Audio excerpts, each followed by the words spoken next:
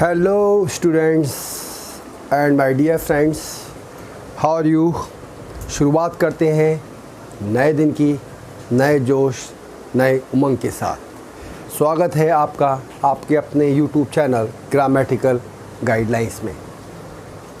ये channel specially design करा गया है इंडिविजुअल्स, स्टूडेंट्स, हाउसवाइफ्स एंड प्रोफेशनल लोगों के लिए, जिनको अगर कोई प्रॉब्लम होती है तो इस चैनल के माध्यम से मेरा प्रयास रहता है कि उनकी प्रॉब्लम को शॉर्ट आउट करा जाए। डे 2 में मैंने आपको ग्रामर के बारे में बताया था। ग्रामर में बताया था मैंने कि सेंटेंसेस कितने होते हैं, उनकी काइंड्स कितनी होती है और टाइप्स कितने होते हैं। अब कल की क्लास के बाद मुझे कुछ ऐसा लगा कि मुझे आपको हर चीज़, क्योंकि कल जो चार्ट था जो मैंने एक टेंसेस, फिर उसकी काइंड्स, फिर टाइप्स ऑफ सेंटेंस को डिवाइड करा था, तो मैं एक एक काइंड्स और एक एक टेंस के ऊपर आज डिस्कस करूँगा। जैसा कि आपको पता है कि learning is a life long process. जब तक हमें सरवाइव करना है, हमें अपनी लर्निंग को अपडेट करता रहना पड़ेगा, क्योंकि learning is a life long process. If learning ends, everything ends. Knowledge is very important thing. If we don't have any knowledge और if we are not updating the knowledge, we are losing something. Knowledge की कोई उम्र नहीं होती, ज्ञान की कोई उम्र नहीं होती। There is no age, there is no limit of earning. So without any delay let's come on the topic. अगर मैं स्टूडेंट्स टेंसेस की बात करूं तो टेंसेस जो होते हैं वो 3 टाइप्स के होते हैं। प्रेजेंट टेंस,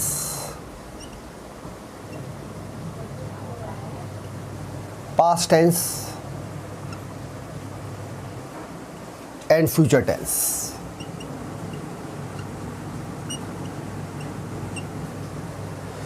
ये जो हम इतनी मेहनत करते हैं, आपको बताते हैं, ये सिर्फ आप लोगों के लिए चीज़ों को इजी करने के लिए ही होता है।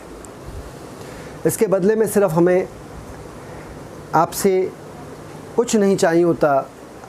बस अगर आप चैनल को लाइक, शेयर, सब्सक्राइब करते हैं तो हमें एक मोटिवेशन मिलता है अंदर से कि हम अपना बेस्ट कंटेंट्स आपको दें। जैसे कि एक स्कूल में एक टीचर बच्चों को पढ़ा रहा है और कोई बच्चा अच्छा परफॉर्म करता है और टीचर उस बच्चे को अप्रिशिएट करता है, तो वो बच्चा आगे और ज़्यादा बेटर परफॉर्म करता है। ठीक वैसे ही हम लोगों के साथ होता है कि अगर आप चैनल को लाइक, शेयर एंड सब्सक्राइब करते हैं तो अंदर से एक मोटिवेशन मिलता है और लगता है कि अपनी मेहनत सफल हो रही है और हम अपना और बेस्ट आपको दें। सो अगर मैं टेंसेस की बात करूं, present tense, past tense, future tense. Present tense का मतलब होता है जो वर्तमान में चल रहा है। पास्ट का मतलब भूतकाल और भविष्य। फ्यूचर टेंस का मतलब जो फ्यूचर में होगा, राइट। जैसे प्रेजेंट टेंस का मैं आपको एग्जांपल दूं, जैसे मैं कहता हूं मैं जाता हूं,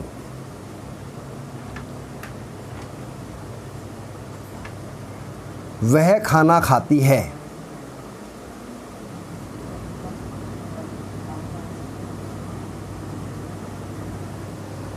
मैं जाता हूँ वह खाना खाती है,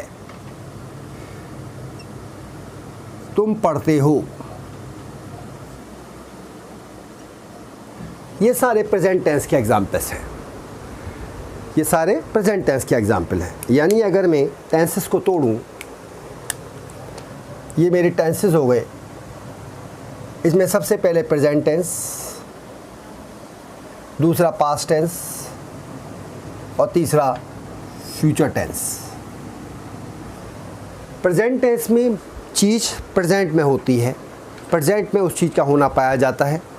अगर मैं पास्ट टेंस की बात करूं तो जैसे मैं कहूं मैं गया, उसने खाना खाया, उसने खाना खाया, वह स्कूल गई,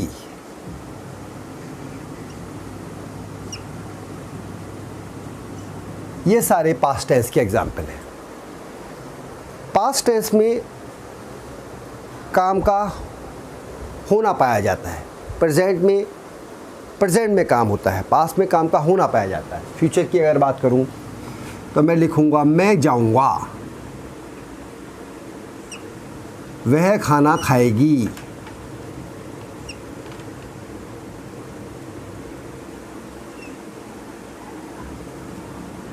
वह स्कूल जाएगा। ये सारे फ्यूचर के हैं। फ्यूचर में जो होता है वो फ्यूचर में काम होता है। अब सवाल ये आता है कि प्रेजेंट टेंस, पास्ट टेंस और फ्यूचर टेंस के सेंटेंस को देख के मुझे कुछ आइडिया लगा कि प्रेजेंट टेंस के लास्ट में ता, ती, ते आता है।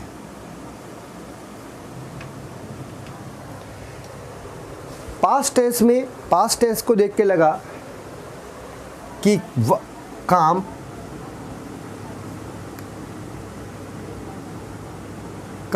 भूतकाल में होता है।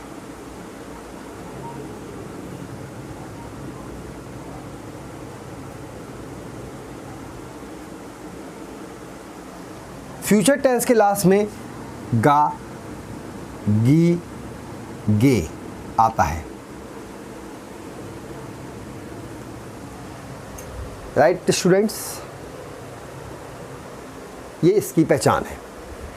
अब चाहे कोई प्रेजेंट टेंस हो या पास्ट टेंस हो या फ्यूचर टेंस हो, इनकी 4 काइंड्स होती हैं, काइंड्स ऑफ टेंसेस।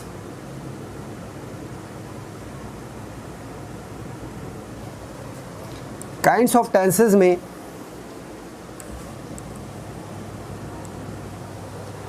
जो पहली काइंड होती है वो होती है इंडेफिनिट, दूसरी होती है कंटिन्यूअस, तीसरी होती है परफेक्ट और लास्ट होती है perfect continuous.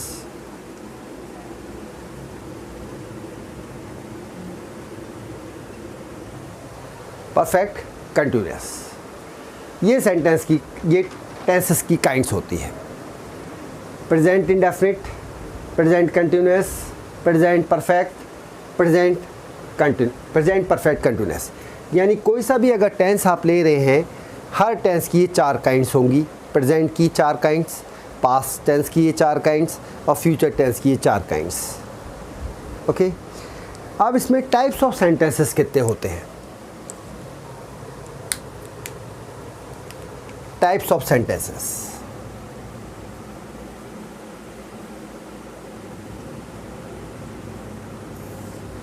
Types of sentences 3 होते हैं।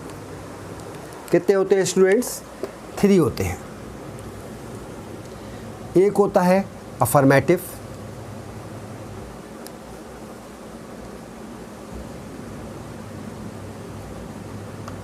दूसरा होता है निगेटिव और तीसरा होता है इंट्रोगेटिव।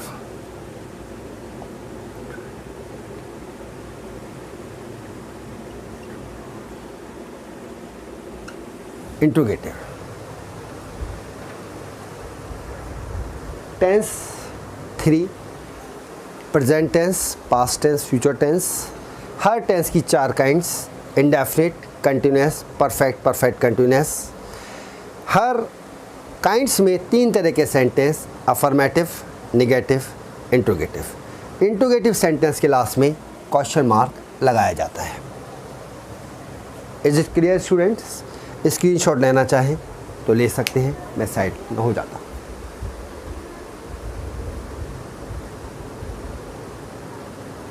ओके।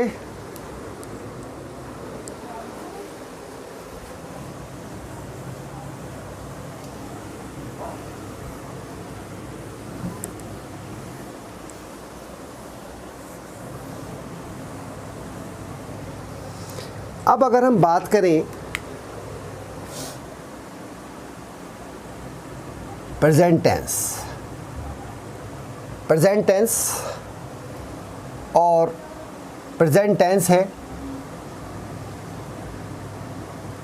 और उसकी काइंड है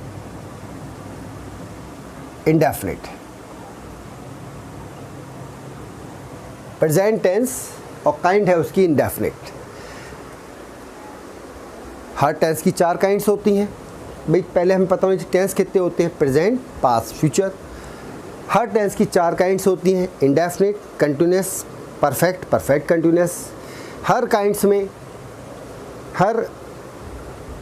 में इंडेफिनिट चल रहे हैं, ठीक है। 3 तरह के सेंटेंस बनते हैं, अफर्मेटिव, निगेटिव और इंट्रोगेटिव।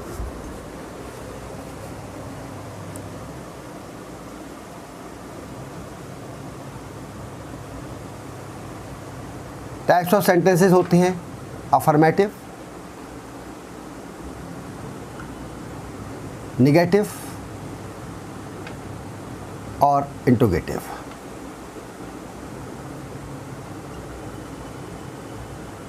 ये 3 तरह के सेंटेंस बनते हैं, types of sentences.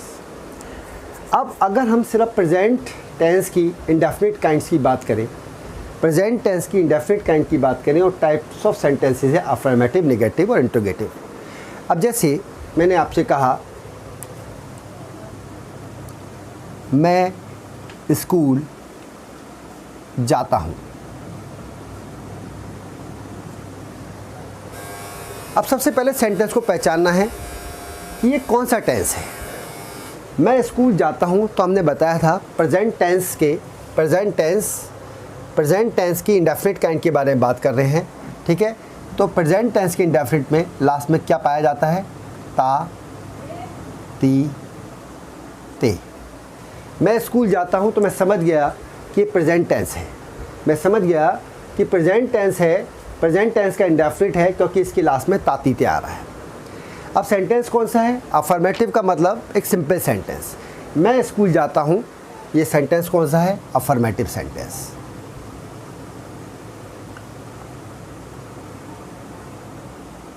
Affirmative sentence, मैं स्कूल जाता हूँ।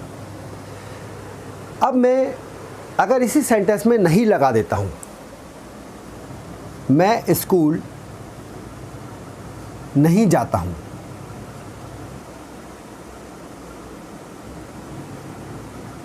ये बन गया निगेटिव, क्योंकि बीच में क्या आ गया, नहीं आ गया। अब मैं कहूँ क्या मैं स्कूल जाता हूँ,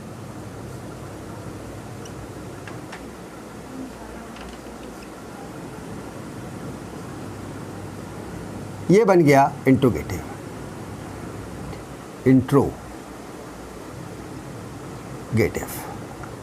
इंट्रोगेटिव सेंटेंस के लास्ट में क्वेश्चन मार्क लगता है।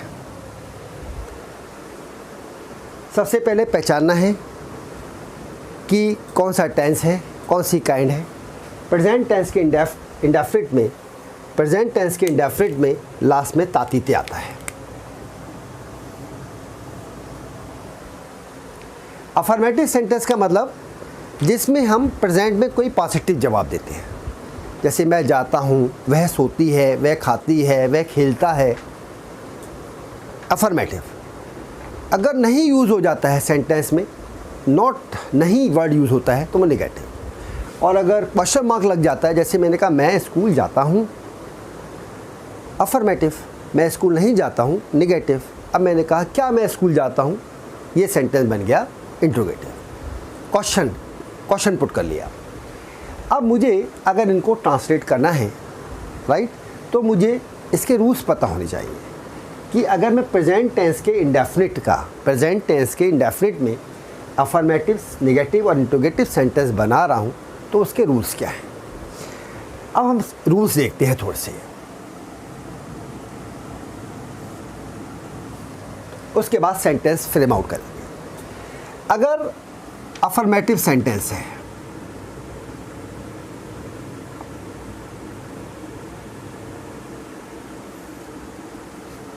तो रूल क्या है? He, she, it and singular noun के साथ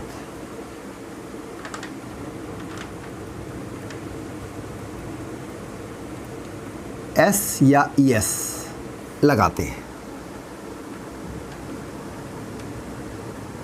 आई के साथ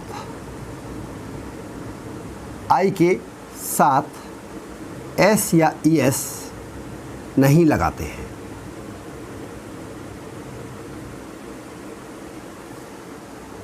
you, we, they and plural noun के साथ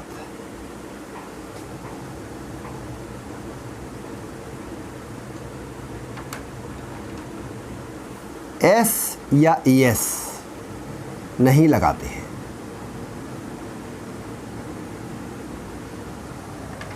रूल नंबर 1, राइट? ये स्टूडेंट्स बना रूल नंबर 1।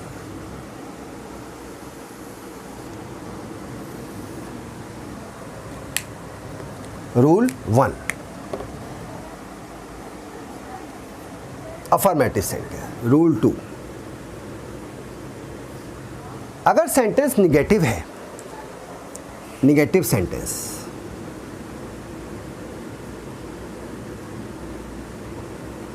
तो he, she, it and singular noun के साथ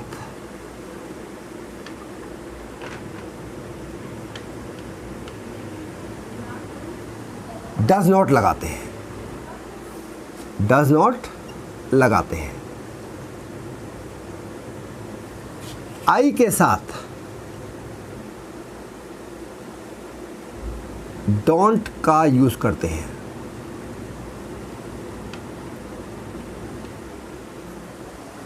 ही, she, it and singular noun के साथ डज नॉट लगाते हैं। आई के साथ डोंट का यूज करते हैं। You, we, they and plural noun के साथ, प्लूरल नाउन्स के साथ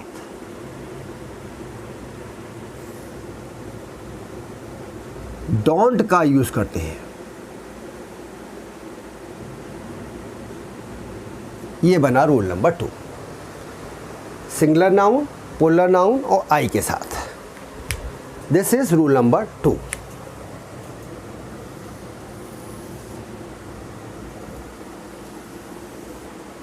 ओके स्टूडेंट्स, अगर मैं प्रेजेंट टेंस के इंडेफिनिट की बात कर रहा हूँ, इंडेफिनिट में 3 तरह के सेंटेंस मिलेंगे।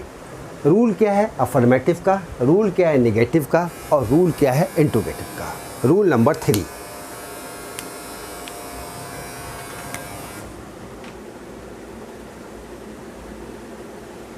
Rule 3,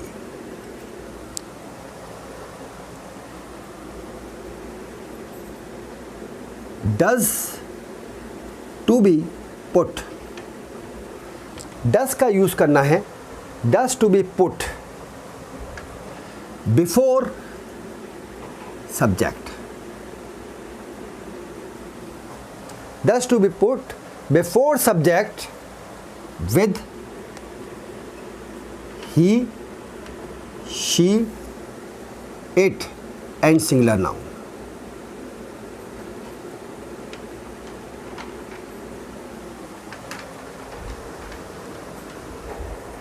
okay,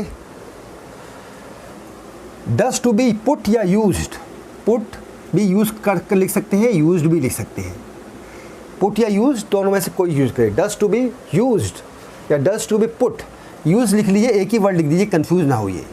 does to be used before subject, do to be used before I, before subject यानी कि I. Do to be used before you, we, they and plural noun. And plural nouns. This is called rule number 3. This is rule number 3.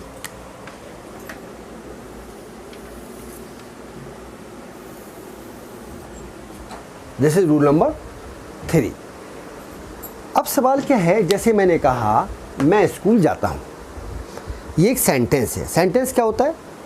जिसका एक meaning होता है। मैं school जाता हूँ, ये सारे सेंटेंस हैं, राइट। इसमें सबसे पहले आपको मिलेगा सब्जेक्ट, ठीक है। सब्जेक्ट क्या है? मैं। यहाँ पर सब्जेक्ट क्या है? मैं। ये क्या है? सेंटेंस के कितने पार्ट होते हैं?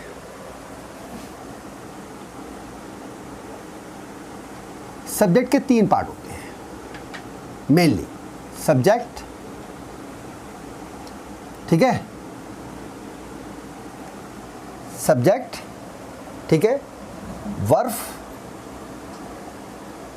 सब्जेक्ट, वर्ब, ठीक है, और ऑब्जेक्ट।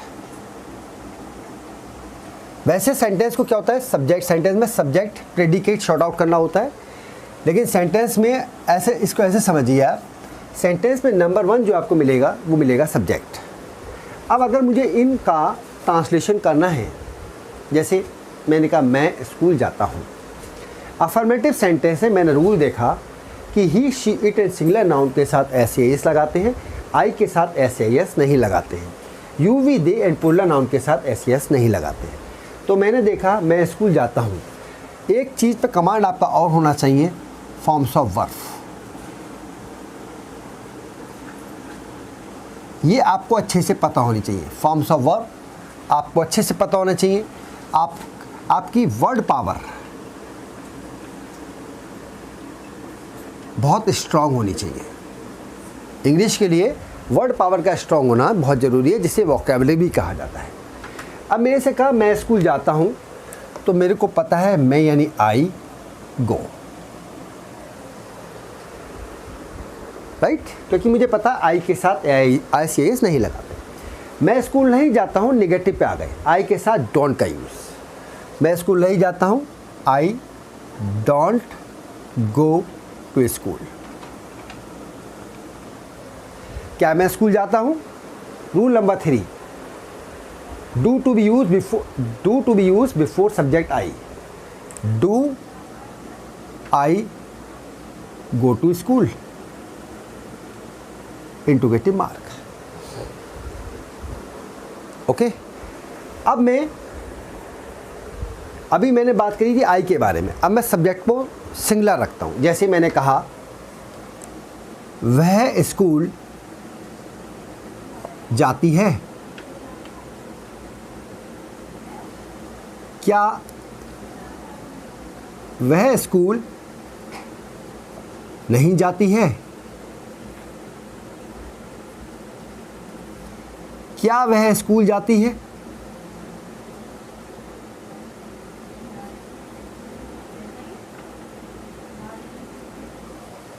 वह स्कूल जाती है, वह का मतलब singular noun, sentence affirmative. Affirmative का रूल क्या है? शी के साथ एस लगाते हैं। She goes to school. फिर वह स्कूल नहीं जाती है, निगेटिव का रूल, शी के साथ does not, she does not go to school.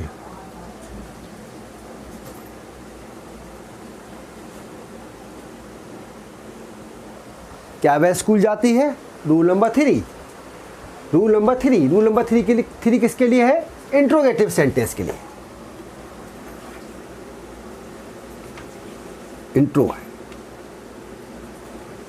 Interrogative sentences. Interrogative sentences में रूल नंबर 3 का यूज़ करेंगे। बात समझ में आ रही है आपके बच्चों, students? Rule number 1 affirmative, rule number 2 negative, rule number 3 interrogative sentence. क्या वह स्कूल जाती है? वह, तो क्या है? He, she, it and singular noun के साथ डज को आप सब्जेक्ट से पहले लिखेंगे, तो क्या हो गया? Does she go to school. एक चीज़ और याद रखनी है, इंट्रोगेटिव सेंटेंस में और नेगेटिव सेंटेंस में एस या एस का यूज़ इग्नोर करना है, एस या एस का यूज़ नहीं होता। तो ये हमने आज डिस्कस करी प्रेजेंट टेंस के इंडेफिनिट, प्रेजेंट टेंस का इंडेफिनिट। वन काइंड डिस्कस करेंगे क्योंकि 3 टेंस हैं, उसमें 4 काइंड्स हैं। एक साथ सारी काइंड डिस्कस करेंगे तो कन्फ्यूज़न होगा आपको। तो एक टेंस की एक ही काइंड, प्रेजेंट टेंस का इंडेफिनिट, उसके सारे रूल्स, क्योंकि एक टेंस है, उस एक टेंस की एक काइंड और उसमें 3 तरह के सेंटेंस हैं, तीनों का रूल और तीनों की थोड़ी थोड़ी प्रैक्टिस बहुत ज़रूरी है। अब थोड़ा सा इसको हटके अगर हम बात करें तो मैंने फर्स्ट डे ऑफ क्लास आपको बताया था कि कुछ चीज़ें आपको बहुत अच्छे से प्रैक्टिस करनी होंगी, जैसे forms of verb, word power strong करिए अपनी, डेली 5, 10, 15 वर्ड्स न्यू लर्न करिए, learn at least 20 new words from dictionary. Dictionary से 20 new words every day learn करिए और read English and Hindi newspaper daily. English और हिंदी का न्यूज़पेपर डेली पढ़िए, ये आपकी इंग्लिश के रिगार्डिंग नॉलेज को एनहेंस करेगा। बाकी चीज़ें जैसे जो इंग्लिश में काम आती है, जैसे इडियम्स हो गए, लेटर राइटिंग हो गई, एप्लीकेशन राइटिंग हो गई और प्रीपोजिशंस हो गए, पार्ट ऑफ स्पीच हो गया, ये मैं अपनी क्लासेस के माध्यम से, जो कि आपका ही अपने चैनल ग्रामेटिकल गाइडलाइंस पर आपको डेली प्रैक्टिस कराता ही रहूँगा। तो इस तरह से आपको 3-4 चीज़ें करनी हैं। फॉर्म्स ऑफ वर्ब आपको पता होना चाहिए, जैसे मैंने कहा कि गो फर्स्ट फॉर्म ऑफ वर्ब है, तो गो की सेकंड फॉर्म क्या है, गो वेंट, और थर्ड फॉर्म क्या है, गॉन। ये हमारी थर्ड फॉर्म हो गई। ओके स्टूडेंट्स, तो ये सारी चीज़ें आपको अच्छे से प्रैक्टिस करनी है। सो आज की क्लास को मैं यहीं कंप्लीट करता हूँ, इस उम्मीद के साथ कि आपको ये जो मैंने सब कराया है ये अच्छे से समझ में आया होगा। आप इसका चाहें तो स्क्रीनशॉट ले सकते हैं, मैं साइड में हो जाता हूँ।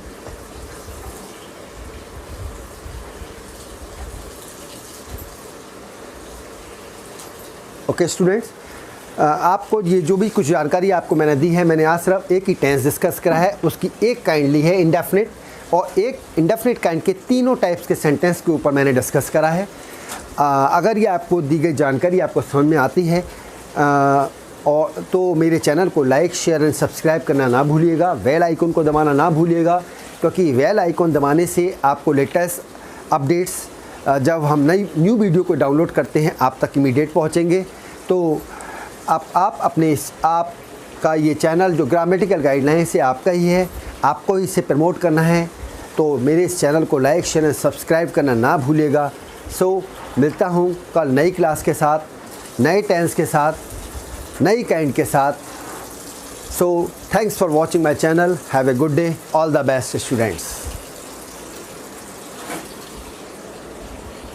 Hello students and my dear friends, शुरुआत करते हैं आज के धमाकेदार सेशन की आपके अपने चैनल ग्रामेटिकल गाइडलाइंस पर। 2 धमाकेदार कोटेशंस के साथ जो आपको अंदर से मोटिवेट करेंगी, आपके कॉन्फिडेंस को बिल्ड अप करेंगी। चूँकि ये चैनल आपका ही है, आपके लिए ही बनाया गया है, और जब ये आपका है, आपके लिए ही बनाया गया है, तो इस चैनल को लाइक, शेयर एंड सब्सक्राइब करना ना भूलिएगा, बेल आइकन को दबाना ना भूलिएगा, ताकि लेटेस्ट नोटिफिकेशन के बारे में अपडेट आपको पहुंचता रहे। सो कोटेशन से स्टार्ट करते हैं आज के इस सेशन को, आज की इस क्लास को। तो पहली कोटेशन है, where there is a will there is a way. जहाँ चाहा है वहाँ रहा है। अगर आप किसी भी चीज़ को चाहने की विल रखते हो तो रास्ते अपने आप निकल आते हैं। एंड सेकेंड कोटेशन है, there is no shortcut of success. सफलता का कोई शॉर्टकट नहीं होता। सफलता एक प्रोसेस है। सफलता हासिल करने के लिए उन प्रोसेस को फॉलो करना ही पड़ता है। अगर हम कोई भी चीज़ शॉर्टकट रास्ते से पाने की कोशिश करते हैं तो वो लंबे टाइम तक सरवाइव नहीं करती है। एक कोटेशन और बोलना चाहूँगा, if you want to cover a mile of distance you will have to move with the first step। मीलों की दूरी को अगर आपको तय करना है तो सबसे पहले एक कदम तो आपको उठाना ही पड़ेगा। चलिए बिना ज़्यादा टाइम लिए आज के सेशन को शुरू करते हैं। डे 4, आज हमारा डे 4 है। अगर मैं सेंटेंस की बात करूं तो सबसे पहले आपको पता होना चाहिए कि सेंटेंस होता क्या है। जो भी मैं कम्युनिकेशन अभी कर रहा हूं वो सारे सेंटेंस हैं। जैसे मैं कहूं मैं जाता हूं, वह खाना खाती है, वह स्कूल जाएगी, ये सारे सेंटेंसेस हैं। अगर मैं सेंटेंस को डिफ़ाइन करूं तो सार्थक शब्दों का वह समूह, सार्थक शब्दों का वह समूह जो पूर्ण भाव व्यक्त करता है, सेंटेंस कहलाता है। जैसे मैं कहूँ हरी इज़ रीडिंग ए बुक, ये अपने आप में एक कंप्लीट सेंटेंस है। सार्थक शब्दों का समूह है। हरी इज़ रीडिंग ए बुक एक सेंटेंस है, सार्थक शब्दों का समूह है। ये पूर्ण भाव को व्यक्त करता है। जैसे इसको अगर मैं हिंदी में कहूँ तो हरी किताब पढ़ रहा है। अगर मैं वाक्यों के भेद करूँ तो वाक्य दो प्रकार के होते हैं, simple sentence and complex sentence. Simple sentence and complex sentence. Simple sentence, in sentences में केवल एक फिनिट वर्ब होती है। कॉम्प्लेक्स सेंटेंसेस में, इन सेंटेंसेस में एक प्रिंसिपल क्लॉज तथा कम से कम एक सबऑर्डिनेट क्लॉज होती है। जैसे मैं अगर सिंपल सेंटेंस को डिफ़ाइन करूं तो फायर बर्न्स सिंपल सेंटेंस है। Be good to others simple sentence है। अगर मैं कॉम्प्लेक्स की बात करूं तो इन सेंटेंस में एक प्रिंसिपल क्लॉज तथा कम से कम एक सबऑर्डिनेट क्लॉज होती है। I think that he has gone to Agra, if you will work hard you will pass. समझ रहे हैं मेरी बात को? बेसिक टू एडवांस जाना है। मैंने आपको बताया there is no shortcut of success. Hard work, practice, consistency makes a man perfect. Consistency एक बहुत बड़ी चीज़ है। कंसिस्टेंसी का मतलब किसी भी चीज़ को रोज़ करने की प्रक्रिया, किसी भी चीज़ को रोज़ करने का प्रोसेस कंसिस्टेंसी कहलाता है। और जब हम कोई चीज़ रोज़ करते हैं तो वह हमारी हैबिट बन जाता है। Are you getting my point? अगर मैं पार्ट ऑफ स्पीच की बात करूं कि एक सेंटेंस वाक्य के प्रयोग के अनुसार शब्दों को भिन्न भिन्न भागों में विभाजित किया जाता है, इसे शब्द भेद या पार्ट ऑफ स्पीच कहते हैं। शब्द भेद में पहला है नाउन, जिसे हिंदी में संज्ञा कहते हैं। प्रोनाउन, इसे सर्वनाम कहते हैं। एडजेक्टिव, इसे विशेषण कहते हैं। वर्ब, इसे क्रिया कहते हैं। एडवर्ब, इसे क्रिया विशेषण कहते हैं। प्रीपोजिशन, संबंधवाचक शब्द कहलाते हैं। कंजक्शन, संयोजक कहलाते हैं। और इंटरजेक्शन, विस्मय सूचक शब्द कहलाते हैं। ये हमारे पार्ट ऑफ स्पीच हैं। अब अगर मैं सेंटेंस को इंग्लिश में डिफ़ाइन करूं, क्योंकि मेरा ये प्रयास रहेगा कि इस चैनल के माध्यम से, जो कि आपका है, मैं उन स्टूडेंट्स को भी इंग्लिश में परफेक्ट बना पाऊँ जो हिंदी मीडियम से बिलोंग करते हैं, और उनको भी बना पाऊँ जो इंग्लिश मीडियम में से बिलोंग करते हैं। तो अगर मैं सेंटेंस को डिफ़ाइन करूं तो sentence means A group of words. Sentence का मतलब होता है group of words that's make a complete sense. शब्दों का वह समूह जो किसी भी चीज़ को कंप्लीट सेंस में, जो किसी भी चीज़ को कंप्लीट करता है, वो सेंटेंस कहलाता है। It begins with a capital letter, इसकी शुरुआत कैपिटल लेटर से होती है, और end with a full stop. Ram is walking, Ram is walking. ये सेंटेंस शब्दों का समूह है, शब्दों का समूह है। इसमें सब्जेक्ट भी है, ऑब्जेक्ट भी है, वर्ब भी है, और ये अपने सेंस को भी फुलफ़िल कर रहा है। तो दिस इज़ कॉल्ड सेंटेंस। अब अगर मैं आगे बढ़ूँ, किसी भी सेंटेंस को अगर मैं इंग्लिश में बोलता हूँ तो उसका सीक्वेंस होता है subject plus verb plus object. Subject और ऑब्जेक्ट के बीच में वर्ब आती है, सब्जेक्ट और ऑब्जेक्ट के बीच में वर्ब आती है। अगर मैं उसी चीज़ को हिंदी में ट्रांसलेट करता हूँ तो वर्ब लास्ट में चली जाती है, सब्जेक्ट ऑब्जेक्ट प्लस वर्ब। ये सीक्वेंस होता है, ये डिफरेंस होता है। जैसे मैं कहता हूँ मैं जाता हूँ, वह खाती है, तो यहाँ पर अगर मैं सीक्वेंस ऑफ सेंटेंस को देखूँ तो पहले सब्जेक्ट होगा, फिर ऑब्जेक्ट होगा, फिर वर्ब होगी। लेकिन अगर मैं इंग्लिश में कहूँ वह स्कूल जाती है, शी गोज़ टू स्कूल, तो यहाँ पर सेंटेंस में जो सीक्वेंस फॉलो होगा subject plus verb plus object का होगा। ऑब्जेक्ट तीन तरह के होते हैं, डायरेक्ट ऑब्जेक्ट, इनडायरेक्ट ऑब्जेक्ट और ऑब्जेक्ट ऑफ प्रीपोजिशन। अब ऑब्जेक्ट क्या होता है? An object is a noun or pronoun that receive the action done by the subject in a sentence in a basic sentence structure such as subject plus verb plus object। अगर मैं basic subject का structure देखूं तो basic sentence का structure होता है subject plus verb plus object. It appears after verb। The general meaning of object is a non-living thing that can be seen or touched।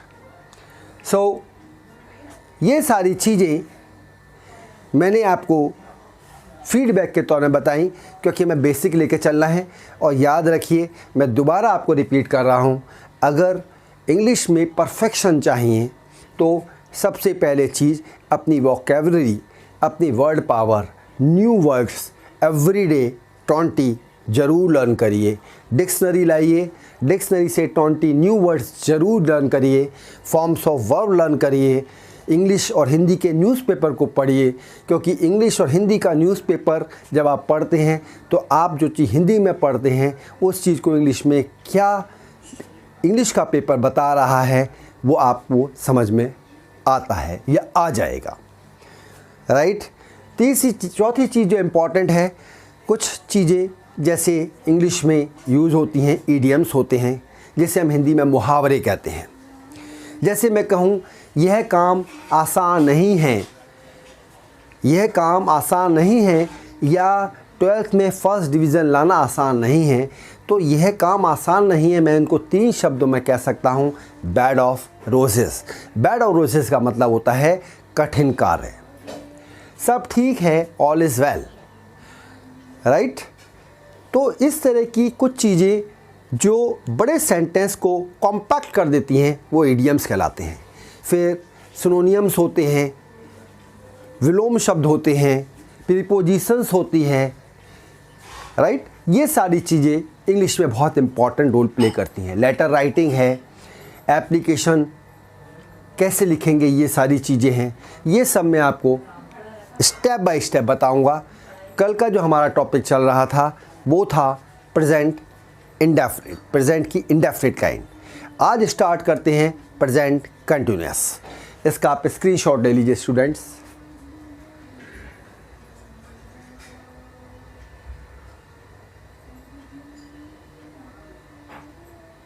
Okay,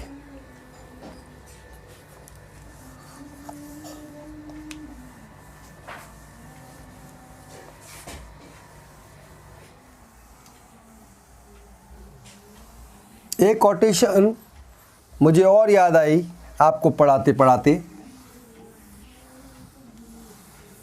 वो है slow slow and steady wins race. Slow and steady wins race. अगर आप धीमी गति से और निरंतर प्रयास करते हो, अगर आप धीमी गति से और निरंतर प्रयास करते हो तो सफलता ज़रूर मिलती है। Slow and steady wins a race. Topic पे आते हैं। Present tense continuous. Present tense के कंटिन्यूअस में स्पेशली सबसे पहले पहचान समझो, रहा है, रहे हैं, रही है आते हैं। रहा है, रहे हैं, रही है, यानी कोई भी काम का प्रेजेंट में, कोई भी काम प्रेजेंट में चलता हुआ होया पाया जाता है। अब इसको हम कह सकते हैं use of is am are. Is am are का यूज क्या कह सकते हैं? Use of is am are. पहले रूल पढ़ते हैं, फिर उसके बाद सेंटेंस फ्रेम आउट करते हैं। अब प्रेजेंट टेंस का कंटिन्यूअस काइंड है, प्रेजेंट टेंस की कंटिन्यूअस काइंड है। 3 तरह के सेंटेंस होते हैं, अफर्मेटिव, निगेटिव और इंट्रोगेटिव। अब सबसे पहले अफर्मेटिव का रूल्स समझते हैं। Rules affirmative.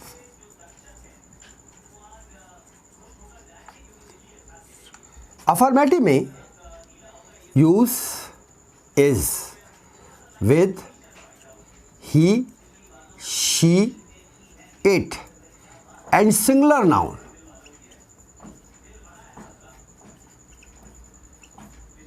Plus first form of verb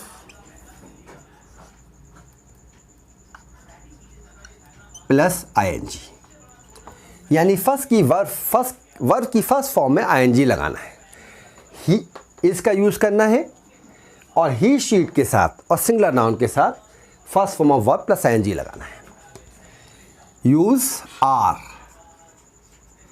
with you, we, they and plural nouns plus first form of verb plus ING. Okay, use am with I and first form of verb plus ING. Okay students, slow गति से चल रहा हूँ, slow speed से चल रहा हूँ, कोई इशू नहीं है। मैंने आपको बहुत इंपॉर्टेंट चीज़ बताई है, निरंतर और धीमी गति से करे गए प्रयास सफलता दिलाते हैं। खरगोश और कछुए की कहानी तो आपने सुनी होगी। खरगोश बहुत स्पीड से दौड़ता है, खरगोश की स्पीड बहुत तेज़ होती है, बहुत स्पीड से दौड़ता है। खरगोश बहुत स्पीड से दौड़ता है। Hello students and my dear friends, थोड़ा सा इंटरप्शन हो गया था कुछ इशू से, इसलिए मैं थोड़ा क्लास पोस्टपोन कर दिया। मैंने दोबारा आपके सामने आया हूँ आपके चैनल ग्रामेटिकल गाइडलाइंस पर, जो आपका है, आपके लिए है, आपकी सपोर्ट के लिए बनाया गया है। और जब ये चैनल आपका है तो इसे लाइक, शेयर एंड सब्सक्राइब करना तो बिल्कुल ना भूलिएगा, क्योंकि आपका ही है। और दूसरी चीज़, बेल आइकन को दबाना बिल्कुल ना भूलिएगा, ताकि लेटेस्ट अपडेट्स लेटेस्ट वीडियो के बारे में आप तक इमीडिएट पहुँचे। तो मैं आपको बता रहा था कि slow and steady wins a race. अगर कोई भी प्रयास निरंतर करा जाए, भले ही धीमी गति में हो, कामयाबी दिलाता है। एक कहानी आपको बताना चाहूँगा खरगोश और कछुए की। खरगोश को अपनी स्पीड पर बहुत अभिमान था, वो बहुत तेज़ दौड़ता था। उसने रेस बहुत जल्दी कवर की और आखिर में एक जगह सो गया, ये सोच के कि अभी कछुआ बहुत दूर है। लेकिन कछुआ निरंतर चलता रहा, नहीं रुका और आखिर में जीत गया। तो ये कहानी हमें प्रेरणा देती है कि अगर हम कोई भी अभ्यास, कोई भी चीज़ निरंतर करें, भले ही प्रयास में प्रयास छोटे लेवल के हों, निरंतर हों, छोटे लेवल के हों, लेकिन सफलता आखिर में ज़रूर मिलती है। तो slow and steady wins a race, बिल्कुल सही कहावत है। अपने हर सेशन की शुरुआत में एक शानदार कोटेशन के साथ आपके ही चैनल के माध्यम से ग्रामेटिकल गाइडलाइंस पर आपको एवरीडे प्रोवाइड करूंगा। तो हमारा अफर्मेटिव का रूल चल रहा था, ये हमारा अफर्मेटिव का आ गया। अब हम देखते हैं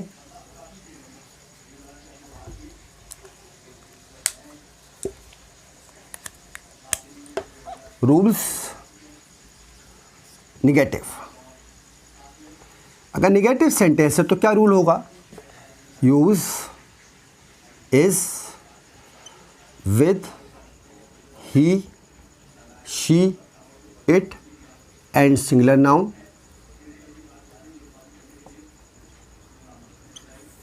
not plus first form of verb plus ing, use are with you, we, they and plural noun,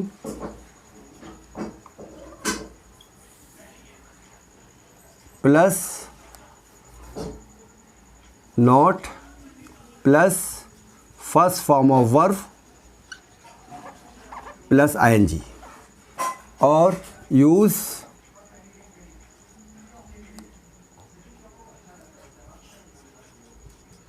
M with I, use am with I plus not plus first form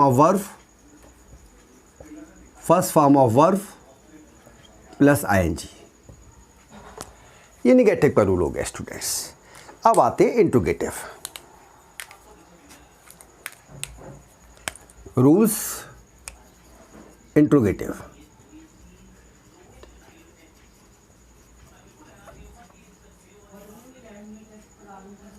use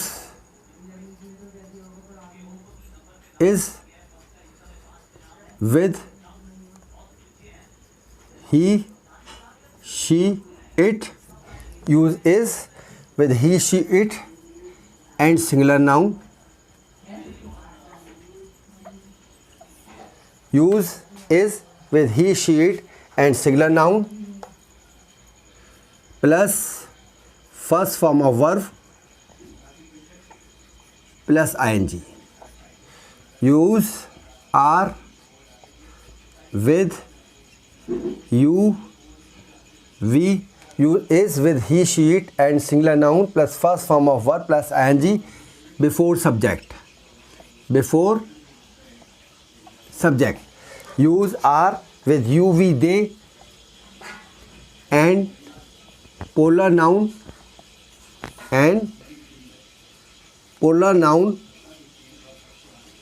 plus first form of verb plus ing before subject. Use am with I plus first form of verb plus ing before subject. Okay, these are the rules students जो आपको follow करने हैं। अब मैं कुछ sentence आपको बना के दिखाता हूँ, आपको ध्यान से देखना है। जैसे मैंने कहा, मैं जा रहा हूँ, मैं जा रहा हूँ, मैं नहीं जा रहा हूँ,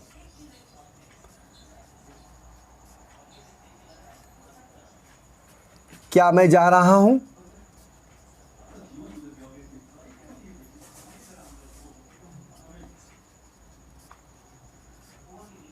अब सेंटेंस में डिफरेंस देखिए।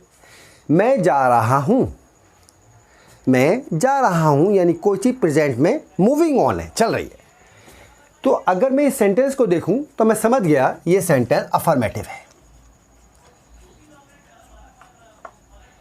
अब यहाँ नहीं लग गया तो ये सेंटेंस निगेटिव बन गया।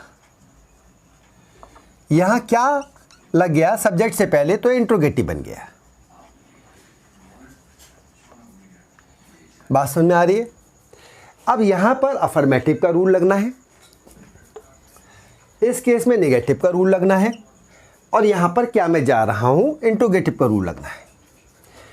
आई के साथ यूज़ क्या होता है? एम का यूज़ होता है आई के साथ। Use am with I, first form of verb plus ING. तो इसका ट्रांसलेशन क्या हो गया?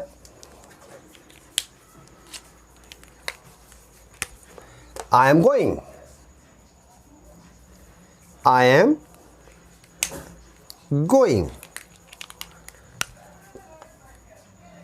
I am going. अब गो क्या है इस सेंटेंस में? वर्ब है। गो क्या है? वर्ब है। वर्ब के साथ क्या लगाना है? आईएनजी। तब गो में आईएनजी लगा तो क्या बन गया ये students? Going, I am going. क्या मैं नहीं जा रहा हूँ। अब निगेटिव का रूल देखिए, आई के साथ यूज़ किसका होना है? Use am with I plus not plus first form of verb plus ING. आप देख रहे हैं कैसे रूल को अप्लाई करना है। आई एम नॉट गोइंग, मैं नहीं जा रहा हूँ, आई एम नॉट गोइंग। जब हम किसी भी सेंटेंस को इंग्लिश में फ्रेम आउट करते हैं तो सीक्वेंस कैसा होता है? सबसे पहले सब्जेक्ट प्लस वर्ब और लास्ट में ऑब्जेक्ट। ये इंग्लिश के सेंटेंस का सीक्वेंस होता है कि पहले सब्जेक्ट आएगा, फिर वर्ब आएगी, लास्ट में ऑब्जेक्ट आएगा। लेकिन यही चीज़ अगर हम हिंदी में बोलेंगे तो पहले सब्जेक्ट, फिर ऑब्जेक्ट, फिर वर्ब। पहले सब्जेक्ट, फिर ऑब्जेक्ट, फिर वर्ब। इंग्लिश में सब्जेक्ट, वर्ब और ऑब्जेक्ट, हिंदी में सब्जेक्ट, ऑब्जेक्ट, वर्ब। इंग्लिश में वर्ब बीच में आती है और हिंदी में वर्ब लास्ट में आती है। क्या मैं जा रहा हूँ इंट्रोगेटिव है, क्या क्वेश्चन मार्क लग गया। सबसे बड़ी चीज़ तो सेंटेंस को पहचानना है। पहचाने कैसे? तो क्या मैं जा रहा हूँ, क्या वह ये काम कर रही है, तो क्या मैं जा रहा हूँ। तो सबसे बड़ी चीज़ इंट्रोगेटिव के रूल में क्या देखना है? आई के साथ क्या यूज़ होना है, क्योंकि सब्जेक्ट क्या है? I. Use am with I plus first form of verb plus ING before subject. तो बिफोर सब्जेक्ट, सब्जेक्ट क्या है? मैं। तो अब सब्जेक्ट से पहले am, I going, am I going, interrogative mark, am I going. कुछ और सेंटेंस देखते हैं। वह पढ़ रही है, वह नहीं पढ़ रही है। क्या वह पढ़ रही है?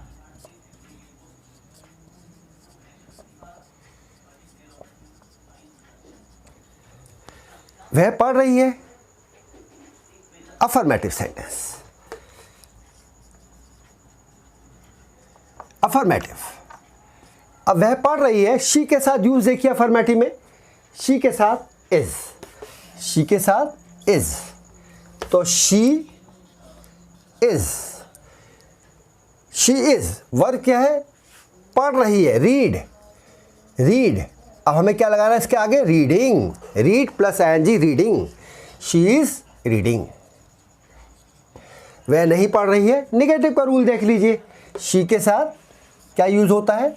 Is, not plus first form of verb plus ING. She is not reading.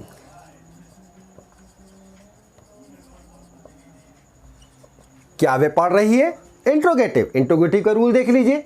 She के साथ इसका use first form of verb plus ING before subject.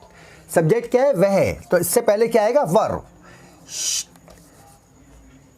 Is she reading?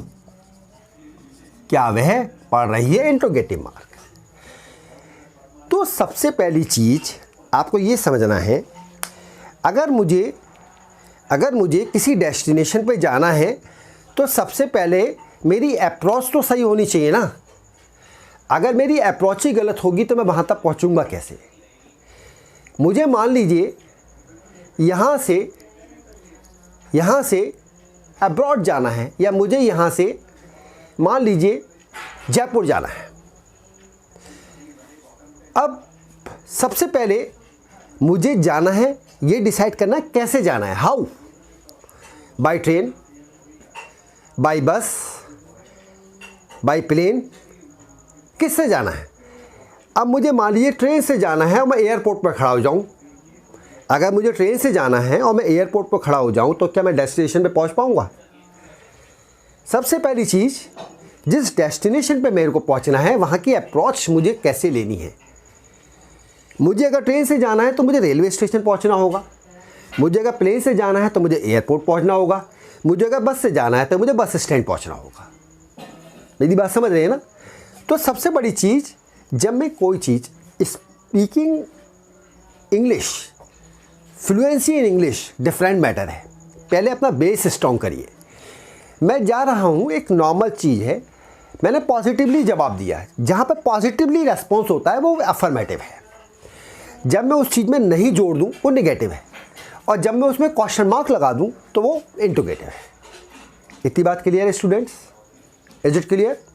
उसके अलावा बहुत से बच्चों में ये देखा गया है, मैंने आपको फर्स्ट क्लास में बताया था डे 1 में, कि इंग्लिश स्पोकिंग के लिए आपकी सराउंडिंग, आपका ऑरा कैसा है, आप किन लोगों के बीच रहते हो, ये मैटर करता है। अगर आप 9 ऐसे लोगों के बीच बैठो जो इंग्लिश में बात करते हैं तो 10वें व्यक्ति आप होगे जो इंग्लिश में परफेक्ट हो जाओगे। लेकिन अगर आप इंग्लिश में परफेक्ट हो, आप 9 ऐसे लोगों के साथ बैठो जो लोग हिंदी में बात करते हैं, तो आप भी अपने इंग्लिश के कमांड को खो दोगे, अपनी फ्लुएंसी को लूज़ कर दोगे। तो इंग्लिश के लिए ओरा चाहिए, इंग्लिश के लिए सराउंडिंग चाहिए, राइट? अब वो सराउंडिंग कैसे आएगा? This is a big issue. तो वो सराउंडिंग लाने के लिए सबसे इम्पॉर्टेंट चीज़ है माइंडसेट।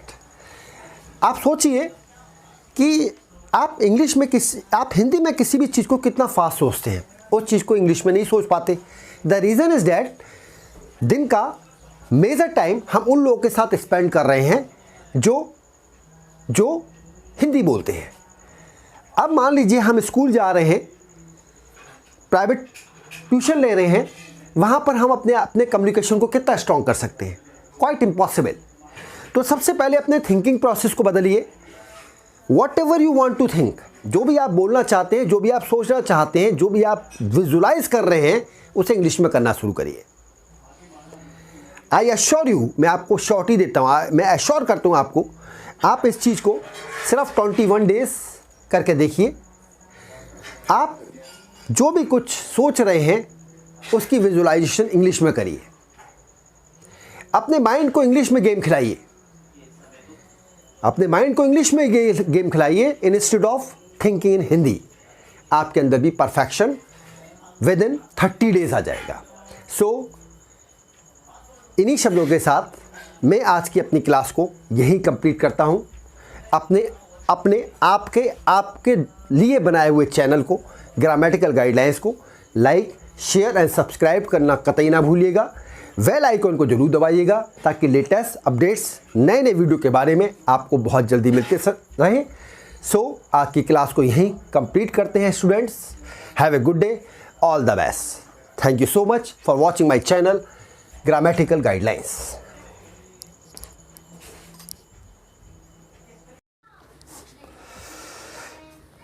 स्वागत है students and my dear friend, आपका अपने YouTube चैनल ग्रामेटिकल गाइडलाइंस में, जो कि आपके लिए बनाया गया है, आपके लिए है और आपके सहयोग से ही चलेगा। शुरुआत करते हैं आज के शानदार सेशन की 2 मोटिवेशनल कोटेशन के साथ, जो कि आपको मोटिवेट करेंगी, आपको हेल्प करेंगी। फर्स्ट कोटेशन इज़, सक्सेस का, कामयाबी का कोई शॉर्टकट तरीका नहीं होता। There is no shortcut of success. And second is, where there is a will there is a way. जहाँ चाहा है वहाँ राह है। एक चीज़ और आज आपसे कहना चाहूँगा, there is nothing impossible in this world. There is nothing impossible in this world. Everything is possible. अगर आप इम्पॉसिबल को ध्यान से देखें तो इम्पॉसिबल अपने आप में कहता है I am possible. So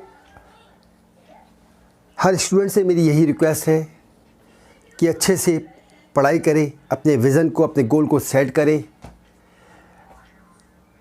proper allocation of time करें, मोबाइल में ज़्यादा टाइम स्पेंड ना करें, अपने पढ़ाई को कंसंट्रेट करें और आगे के विज़न को अचीव करने का प्रयास करें। सो आज के सेशन में डे 5 हम डिस्कस करते हैं सबसे पहले पार्ट ऑफ स्पीच के बारे में। पार्ट ऑफ स्पीच के बारे में डिस्कस करते हैं कि पार्ट ऑफ स्पीच क्या होती है। वाक्य के प्रयोग के अनुसार according to the use of sentence words को भिन्न भिन्न भागों में विभाजित किया जाता है। इसे शब्द भेद या पार्ट ऑफ स्पीच कहते हैं। पार्ट ऑफ स्पीच 8 प्रकार की होती है। सबसे पहला पार्ट है नाउन, संज्ञा। नाउन यानी संज्ञा। संज्ञा क्या है? किसी व्यक्ति, वस्तु या स्थान को प्रकट करने वाले शब्द को नाउन कहते हैं। यानी a noun is a word use as a name of a person, place और thing. For example, Mumbai is a big city, honesty is a best policy, come here Rahul. तो in this sentence Mumbai, honesty and Rahul noun है। यानी जो शब्द किसी व्यक्ति को, किसी वस्तु को या स्थान को या व्यक्ति स्थान को डिनोट करने वाला है, ताकि किसी भी स्टूडेंट को कोई प्रॉब्लम ना है। अगर मैं प्रोनाउन की बात करूं तो ये pronoun is a word use in place of noun. यानी प्रोनाउन वह शब्द है जिसका प्रयोग नाउन के स्थान पर किया जाता है। जैसे Harish is absent because he is ill. अब यहाँ पर ही डिनोट कर रहा है, ही हरीश को डिनोट कर रहा है, और the books are where you left them books को डिनोट कर रहा है। तो ये प्रोनाउन की डेफिनेशन बनी। अगर मैं एडजेक्टिव की बात करूं तो एडजेक्टिव को हिंदी में कहते हैं विशेषण। एडजेक्टिव वह शब्द है जो किसी नाउन की विशेषता प्रकट करता है। An adjective is a word which is use to qualify a noun. He is a brave boy. जैसे इसमें ही क्या है? नाउन है। ही की विशेषता प्रकट कर रहा है brave. There are 30 boys in the class. 30 क्या है? इसमें एडजेक्टिव है। वर्ब क्या होता है? जिसे हिंदी में क्रिया कहते हैं। वर्ब वह शब्द है जिसे किसी व्यक्ति, स्थान या वस्तु के विषय में कुछ बताने के लिए प्रयोग किया जाता है। A verb is a word use to say something about some person, place और thing. The girl wrote a letter. Wrote क्या है? Verb. Delhi is a big city. इस क्या है? इसमें वर्ब। एडवर्ब यानी क्रिया विशेषण। A adverb is a word showing quality of verb, adjective और any other adverb. He solve the question easily. Easily क्या है? इसमें adverb. The flower is very beautiful. Beautiful क्या है सेंटेंस में? एडवर्ब। एडवर्ब क्या होता है? एडवर्ब क्रिया विशेषण वह शब्द है जो किसी वर्ब, एडजेक्टिव या अन्य किसी एडवर्ब की विशेषता प्रकट करता है। अब आता है प्रीपोजिशन, संबंध सूचक शब्द। A preposition is a word use with a noun और a pronoun to show how the person, place और थिंग्स डिनोटेड बाई नाउन और the pronoun stands in relation to something else. There is a parrot in the garden. तो इन क्या है? इसमें preposition है। A little boy sat under a tree. Under क्या है? Preposition है। यानी प्रीपोजिशन संबंध सूचक शब्द वह शब्द है जो किसी नाउन या प्रोनाउन के साथ प्रयुक्त होकर उस नाउन या प्रोनाउन द्वारा सूचित व्यक्ति, स्थान या वस्तु का संबंध अन्य किसी नाउन या प्रोनाउन के साथ प्रदर्शित करता है। कंजक्शन यानी संयोजक। A conjunction is a word use to join 2 words और सेंटेंसेस। कंजक्शन वह शब्द है जो 2 शब्दों या वाक्यों को जोड़ता है। जैसे 2 and 2 मेक 4। एंड क्या है? कंजक्शन है। Ram and Hari are friends. And क्या है? कंजक्शन है। इसको हम इंटरजेक्शन भी कहते हैं, इंटरकनेक्शन या इंटरजेक्शन भी कहते हैं। फिर है an interjection is a word which interjection, ये कनेक्शन कंजक्शन हुआ अभी हमारा, इसे कनेक्टर भी कहते हैं। फिर इंटरजेक्शन विस्मय सूचक शब्द। An interjection is a word which express some sudden feeling. Interjection वह शब्द है जो अचानक हृदय से निकलने वाले तीव्र उद्गारों को प्रकट करता है। जैसे हरी, यू हैव डन वेल, शाबाश आपने ये काम अच्छा करा। तो जो शाबाश वर्ड है वो हृदय की इंटरनल फीलिंग है, उसको एक्सप्रेस करता है। अलास, अफसोस, आई एम रूइंड, मैं बर्बाद हो गया, ये क्या है? ये भी इंटरजेक्शन है। तो part of speech, the part of speech में हमने देखा कि पार्ट ऑफ स्पीच 8 पार्ट में क्लासिफाइड होती है। Noun, pronoun, adjective, verb, adverb, preposition, conjunction, interjection. और पार्ट ऑफ स्पीच होती क्या है? शब्दों के प्रयोग के अनुसार, क्योंकि शब्दों का अलग तरह से यूज़ होता है, उसके अनुसार वर्ड को हम अलग अलग भागों में डिवाइड करते हैं। इसे शब्द भेद यानी पार्ट ऑफ स्पीच कहते हैं। पार्ट ऑफ स्पीच 8 प्रकार के होते हैं। अब सवाल है आज इस चैनल का, जो कि आपका ही है, पार्ट डे 5 चल रहा है। और डे फर्स्ट में मैंने आपको बताया था कि अगर आपको इंग्लिश में फ्लुएंसी लानी है तो सबसे पहले आपको 2-3 चीज़ों पर काम करना होगा। सबसे पहले अपनी वोकैबुलरी को स्ट्रॉन्ग करना होगा, अपने वर्ड पावर को स्ट्रॉन्ग करना होगा। इंग्लिश एंड हिंदी का न्यूज़पेपर डेली पढ़ना होगा, क्योंकि जब आप कोई भी चीज़ हिंदी में पढ़ते हैं फिर उसको इंग्लिश में पढ़ते हैं तो आप चीज़ों को कनेक्ट कर पाते हैं कि ये चीज़ का हिंदी में मीनिंग ये है, इंग्लिश में मीनिंग ये है।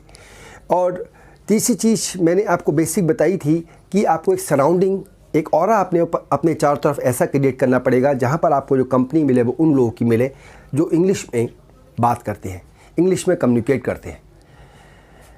क्योंकि सारा खेल कंपनी का है, सारा खेल संगति का है, राइट। जिस तरह की कंपनी में आप उठते बैठते हैं, जिस तरह के लोगों के बीच आप उठते बैठते हैं, उसी तरह के आप बन जाते हैं। सो ये हमारे पार्ट ऑफ स्पीच से। फिर लास्ट क्लास में जो डे 4 की क्लास थी, मैंने आपको बताया था कि हमारा जो चल रहा था वो चल रहा था प्रेजेंट टेंस। प्रेजेंट की हमने इंडेफिनिट डिस्कस कर ली थी और कंटिन्यूअस क्लियर करी थी, इंडेफिनिट एंड कंटिन्यूअस। आज हम करेंगे प्रेजेंट का परफेक्ट।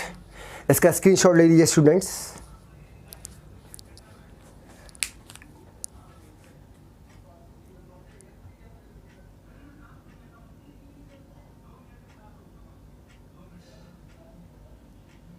ओके,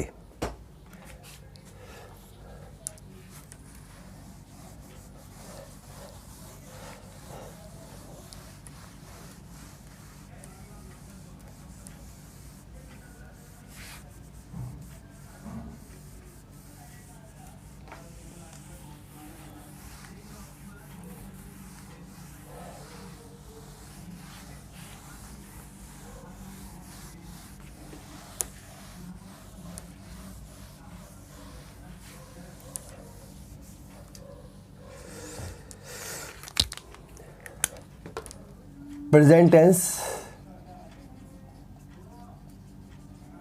और हमने इंडेफिनिट पर डिस्कस कर लिया था, ये डिस्कस हो गई थी। कंटिन्यूअस पे डिस्कस हो गया था, ये डिस्कस हो गई थी। आज हम प्रेजेंट टेंस की जो काइंड है परफेक्ट, उस पर डिस्कस करते हैं। प्रेजेंट परफेक्ट, प्रेजेंट टेंस का इंडेफिनिट हमने डिस्कस करा था रूल के साथ, कंटिन्यूअस हमने डिस्कस करा था रूल्स के साथ। आज हम प्रेजेंट टेंस की जो परफेक्ट कंटिन्यूअस है उसको डिस्कस करते हैं। सबसे पहले प्रेजेंट परफेक्ट की पहचान क्या होती है? पहचान क्या है? सेंटेंस के लास्ट में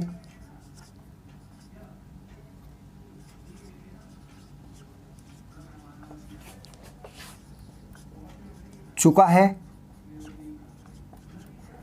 चुकी है, चुकी है आते हैं। कैसे पहचानेंगे प्रेजेंट टेंस के परफेक्ट को? कि लास्ट में आपको क्या मिलेगा? लास्ट में आपको मिलेगा सेंटेंस के चुका है, चुके हैं, चुकी है। चुका है, चुके हैं, चुकी है सेंटेंस के लास्ट में आते हैं। फिर अगर मैं प्रेजेंट काइंड परफेक्ट, 3 तरह के सेंटेंस होते हैं। Affirmative,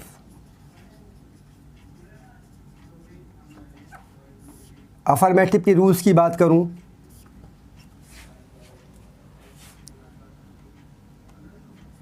he, she, it and singular noun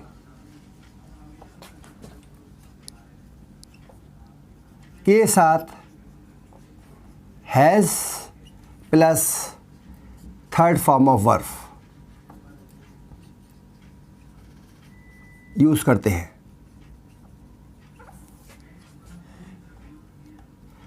you, we, they, I and plural noun के साथ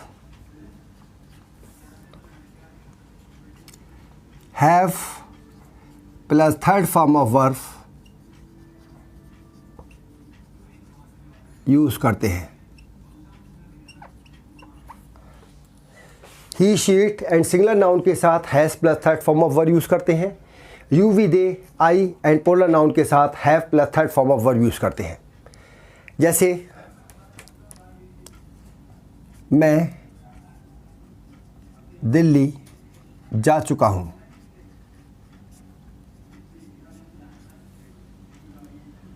तुमने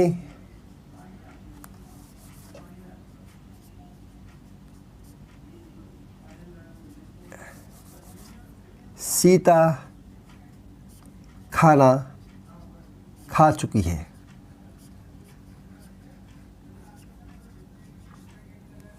अब देखिए लास्ट में क्या मिलेगा आपको, प्रेजेंट टेंस के परफेक्ट में चुका है, चुकी है। अब सवाल ये है कि अगर मैं इंग्लिश में सेंटेंस को डिवाइड करता हूँ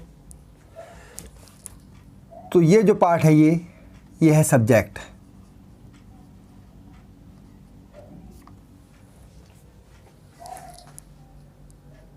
राइट।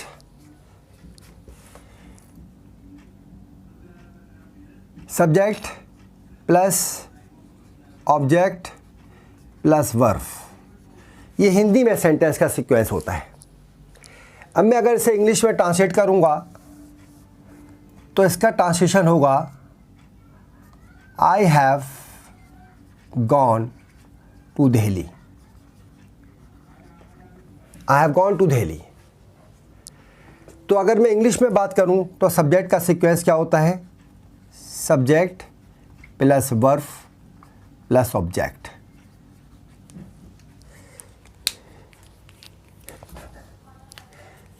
ये इंग्लिश में सीक्वेंस होता है और ये हिंदी में सीक्वेंस होता है। हिंदी में सब्जेक्ट ऑब्जेक्ट वर्ब लास्ट में आता है, लेकिन इंग्लिश में ट्रांसलेट करने पर सब्जेक्ट और ऑब्जेक्ट के बीच में वर्ब आता है। अब अगर मैं इसके नेगेटिव की बात करूं,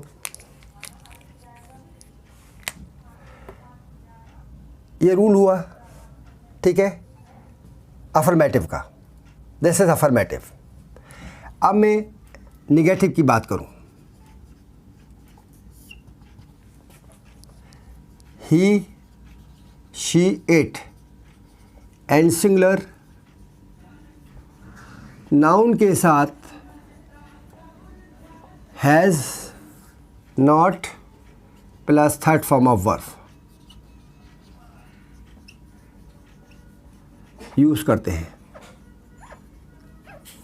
you, we, they and plural noun के साथ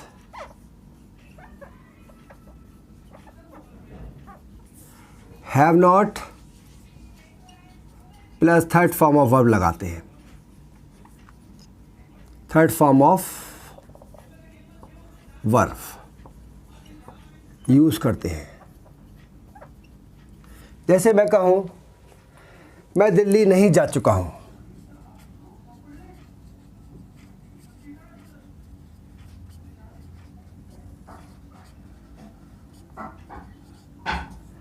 अब नहीं आ गया तो आई के साथ मुझे क्या यूज़ करना है, आई के साथ you, we, they, I, you, we, they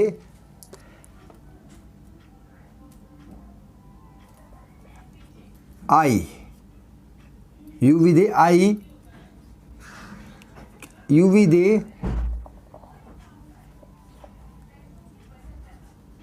and plural nouns के साथ हैव नॉट लगाते हैं तो I have not gone to Delhi, right. अगर मैं कहूँ हम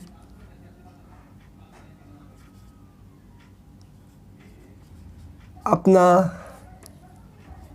पाठ याद नहीं कर चुके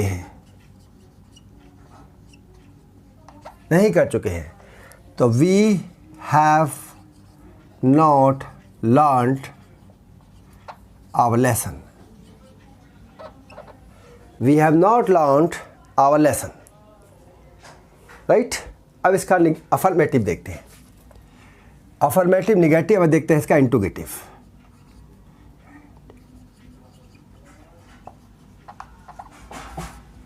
रूल सेम है, have to be placed before subject,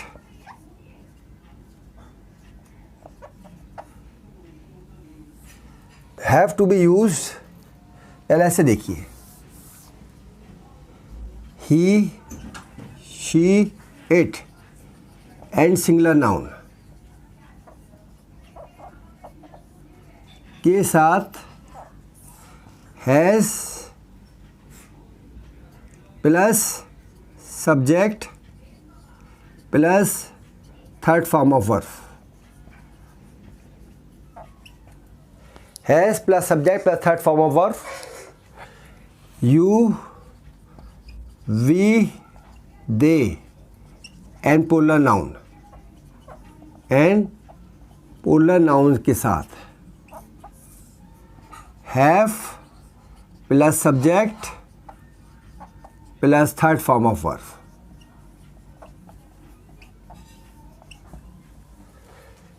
ये इंटरोगेटिव की पहचान है। अब ऐसे अगर मैं कहूँ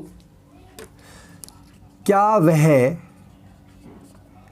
दिल्ली जा चुका है, अब यहाँ पे क्या लग गया तो इंटरोगेटिव मार्क लगेगा, पहले क्वेश्चन मार्क लगेगा क्योंकि क्वेश्चन पुट अप करा जा रहा है। क्या वह दिल्ली जा चुका है, तो वह क्या है, सिंगुलर नाउन, वह के साथ क्या यूज होगा, हैज़, तो has he gone to Delhi,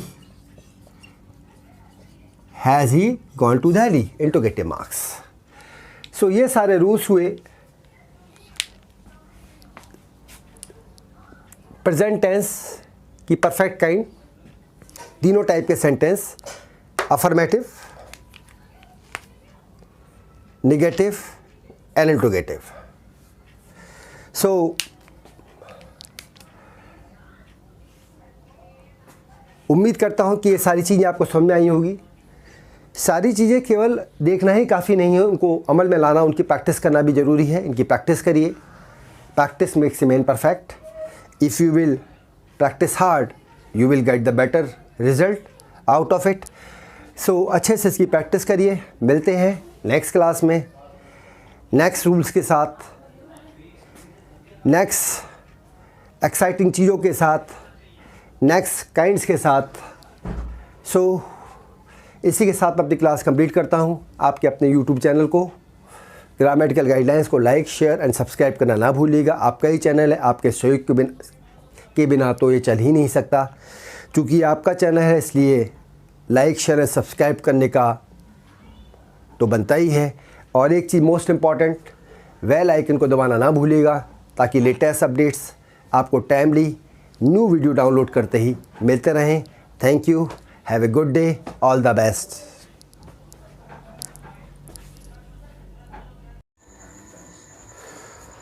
hello my dear students, my dear friends, कैसे हैं आप लोग? उम्मीद करता हूँ अच्छे होंगे और मज़े में होंगे, दिन को एंजॉय कर रहे होंगे।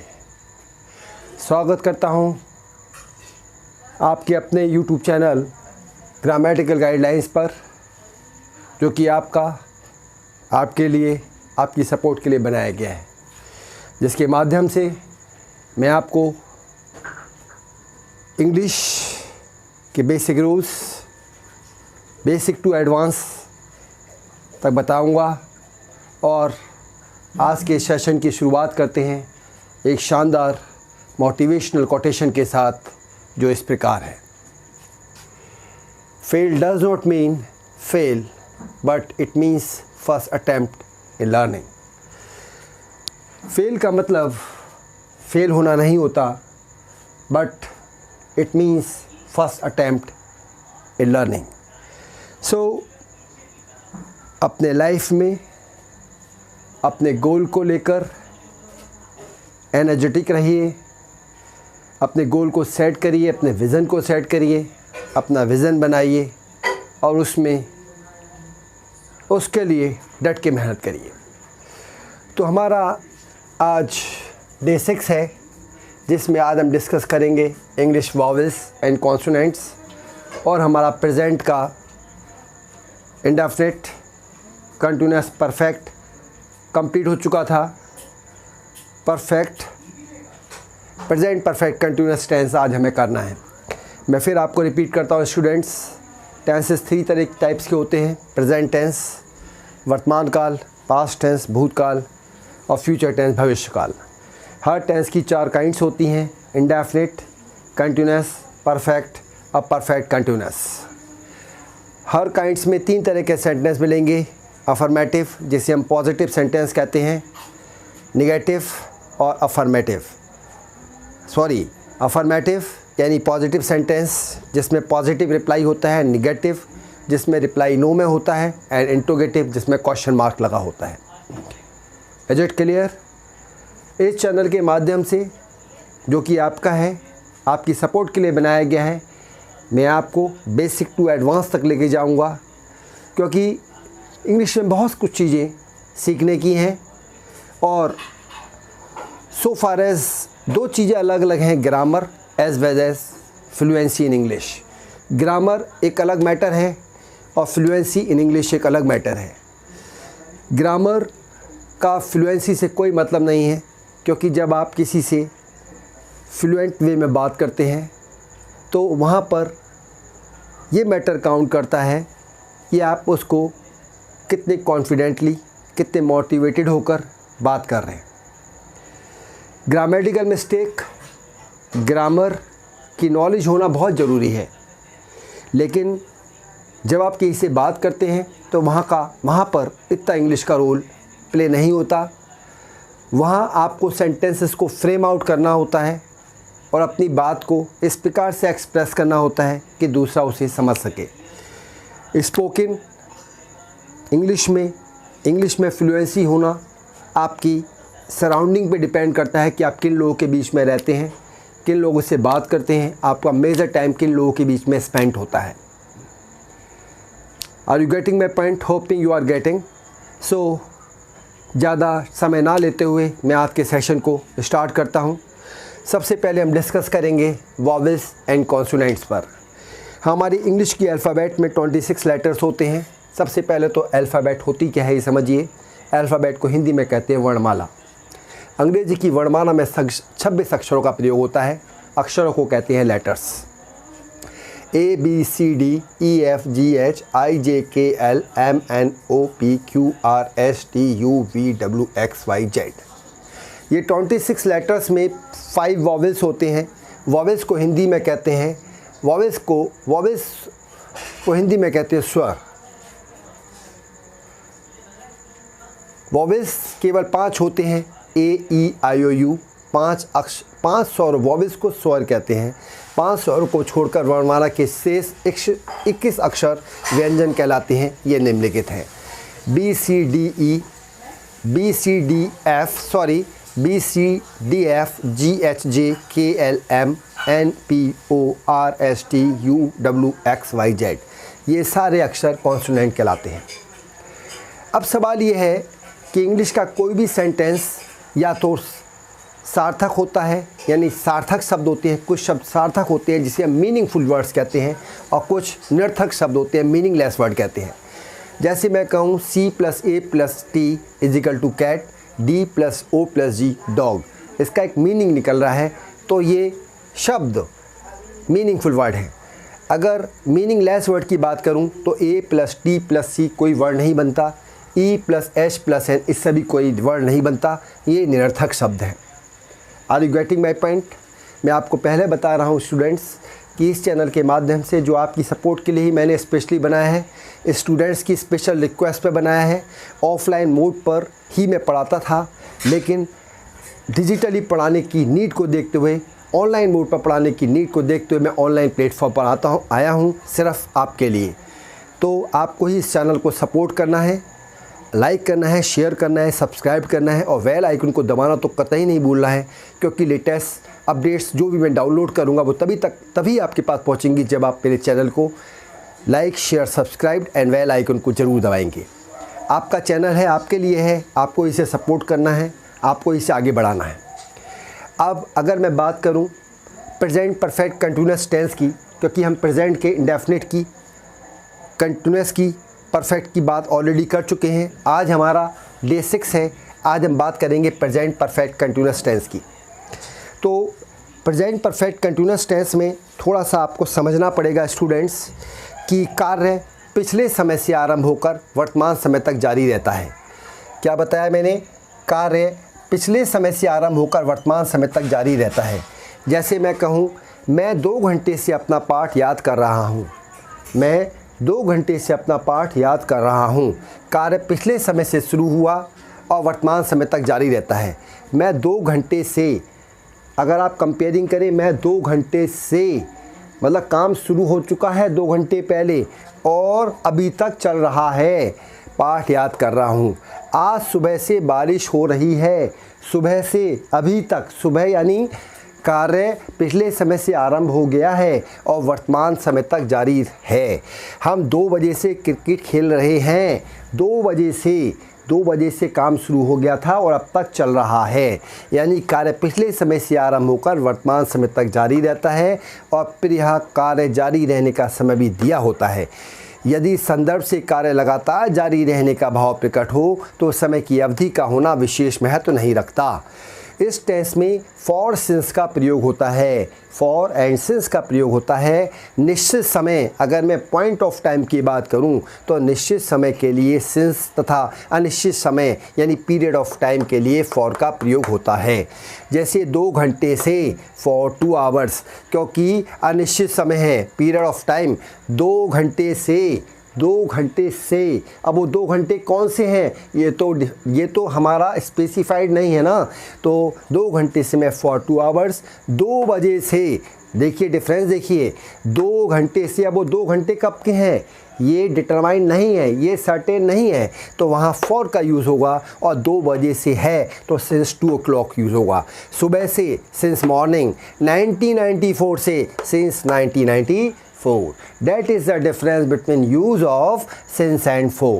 Since and for. Since का यूज़ तब होता है जब पॉइंट ऑफ टाइम दिया है 2 बजे से, और for का यूज़ तब होता है जब पीरियड ऑफ टाइम दिया है, जैसे 2 घंटे से। 2 घंटे से और 2 बजे से अंतर है। 2 घंटे से कौन से 2 घंटे हैं ये नहीं पता, इसलिए फॉर 2 आवर्स आएगा, और 2 बजे से है तो सिंस 2 o'clock आएगा। Are you getting the point? एक बात और मैं बता दूं आपको स्टूडेंट्स, ये एक मोटिवेशनल, क्योंकि मैं अपने सेशन, अपने क्लास की शुरुआत एक मोटिवेशनल कोट्स के साथ करता हूं, एक मोटिवेशनल कोटेशन के साथ करता हूं कि किसी भी चीज़ की नॉलेज या तो पूरी लीजिए या मत लीजिए।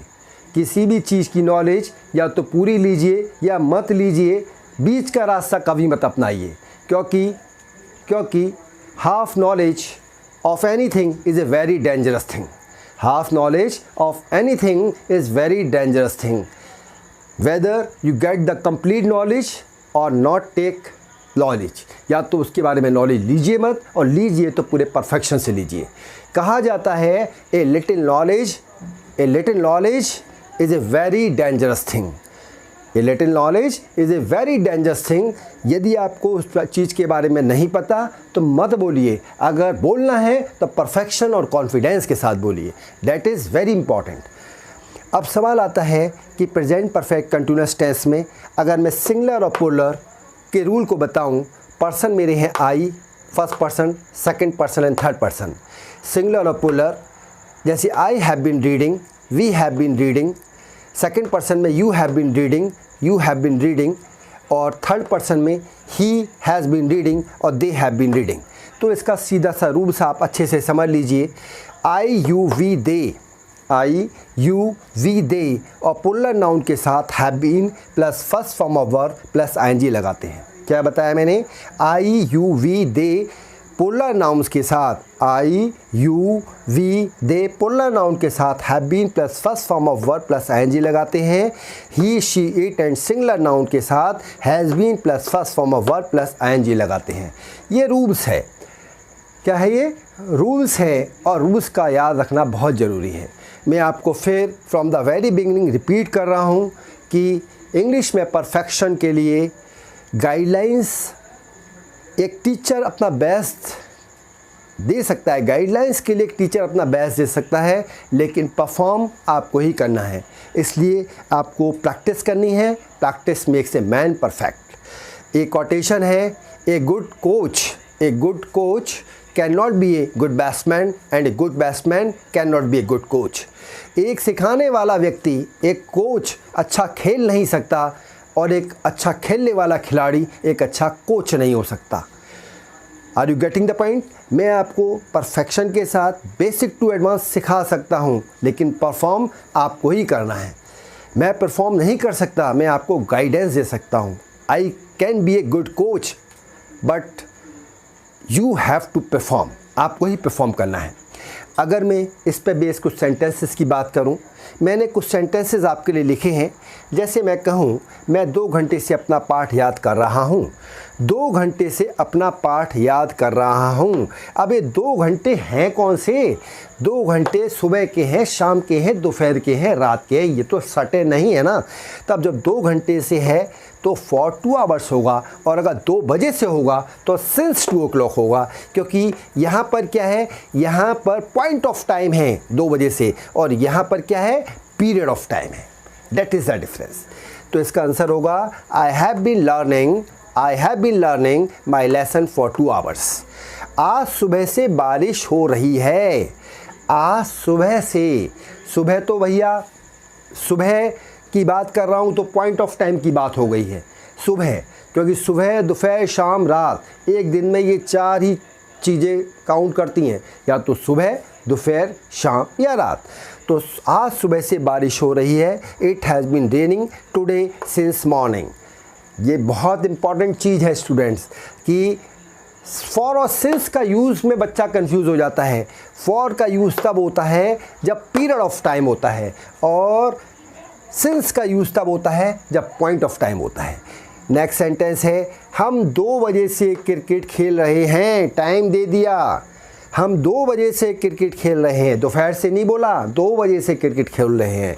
तो we have been playing cricket since 2 o'clock।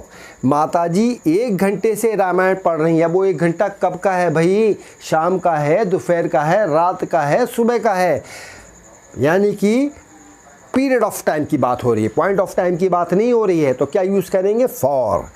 Mother has been reading the Ramayana for 1 hour। उन्हें 5 दिन से बुखार आ रहा है। भैया 5 दिन कौन से वाले 5 दिन हैं? यानी कि पॉइंट ऑफ टाइम नहीं पता, पीरियड ऑफ टाइम पता है। They have been suffering from fever for 5 days। तुम सुबह से पत्र लिखते रहे हो। तुम सुबह से, अब भैया सुबह क्या है? सुबह तो भाई पॉइंट ऑफ टाइम की बात हो रही है, निश्चित समय है। You have been writing letters since morning. मेरी आपके लिए स्ट्रेटजी ये है कि बहुत स्पीड से नहीं चलना है, स्लोली चलना है। एक बुक मैं आपको सजेस्ट करता हूँ, उस बुक को लीजिए। जो टेंस में पढ़ाता हूँ उससे उनकी प्रैक्टिस करिए, राइट। उस बुक का नाम है new light journal English. 10th level पर ख़रीद सकते हैं या 12th लेवल पर ख़रीद सकते हैं। 10th और 12th ये सबसे बेस्ट बुक है। मैं सजेस्ट करूँगा इन बुक्स को, न्यू लाइट जर्नल इंग्लिश को। 10th और 12th वो भी यूपी बोर्ड की, इंग्लिश मीडियम बोर्ड की नहीं, यूपी बोर्ड की, क्योंकि these are the best book. हम इन्हीं बुक से पढ़े हैं। New light general English 10th class, new light general English 12th class, क्योंकि इस बुक में जो ग्रामर की डेप्थ नॉलेज दी है उसका जवाब ही नहीं है, वो मैचलेस बुक है। इन बुक्स को लीजिए, पढ़िए, जो जो टेंस में कराता जा रहा हूँ उनकी प्रैक्टिस करिए, क्योंकि प्रैक्टिस का ही खेल है सारा। अपने कंफर्ट जोन से बाहर निकलना होगा। अगर आपको लाइफ में कुछ करना है तो कंफर्ट जोन को आपको छोड़ना होगा और प्रैक्टिस पर अपना फोकस करना होगा, क्योंकि सक्सेस की डेफिनेशन होती है कि कोई भी काम आप कंसिस्टेंस मैनर से पेशेंस के साथ लगातार करते रहें। भले ही स्लोली करें लेकिन करते रहें, because slowly and steadily, slowly धीरे से, regular, slowly and steadily wins a race. अगर आपको लाइफ की रेस को जीतना है तो आपको निरंतर चलना होगा, भले ही आप स्लो स्पीड से चलो या फास्ट से चलो, it is not a matter, it is not a big issue. लेकिन अगर ये दो चीज़ें आपने फॉलो करी, कंसिस्टेंसी, पेशेंस, तो this will bring the result of success, because success is equal to consistency plus patience. So ये सारी चीज़ें मैंने आपको बताई। फ्लुएंसी के लिए आपको सिर्फ 4 काम करने हैं, 4 काम, 4 वर्ड्स ओनली। ये मेरा प्रूवन फैक्ट है, ये मैंने प्रूव्ड करा है कि आप सबसे पहली चीज़ अपनी वर्ड पावर स्ट्रॉन्ग करिए। वर्ड पावर स्ट्रॉन्ग करिए, मैं आपको फिर रिपीट कर रहा हूँ, वर्ड पावर, आपकी वोकैबुलरी बहुत स्ट्रॉन्ग होनी चाहिए। दूसरी चीज़, read 2 newspaper daily, English as well as Hindi. अब आप पूछेंगे ऐसा क्यों? क्योंकि इंग्लिश का न्यूज़पेपर जो आप पढ़ते हैं तो इंग्लिश के वर्ड्स जब आप पढ़ते हैं और उसी चीज़ को आप हिंदी में पढ़ते हैं तो आप रिलेट कर पाते हैं कि what is the meaning of this sentence in Hindi as well as in English. Are you getting my point? Second, third चीज़, ग्रामर के रूल्स आपको पता होना चाहिए। पार्ट ऑफ स्पीच मैंने कल की क्लास में आपको डिस्कस करा था, वो भी बताऊँगा आपको, रिपीट करूँगा जब उस टॉपिक पर आऊँगा। बहुत बेसिक लेके चल रहा हूँ आपको, बहुत बेसिक से, बहुत फास्ट नहीं लेके चल रहा हूँ, ठीक है? तो ये सब चीज़ें आपको करनी हैं। और लास्ट चीज़ आपको अपना सराउंडिंग ऐसा बनाना है, आपको अपना टाइम ऐसे लोगों के बीच में स्पेंड करना है जहाँ पर लोग एजुकेटेड हों, जो लोग कैलिबरफुल हों, जिन लोगों को लाइफ में कुछ करना हो। ऐसे लोगों की कंपनी कभी मत रखिए जो लाइफ में आपको डीमोटिवेट करें, आपको निगेटिव फीलिंग्स दें। डीमोटिवेट लोगों से तो आप गज भर की दूरी बना कर रखो।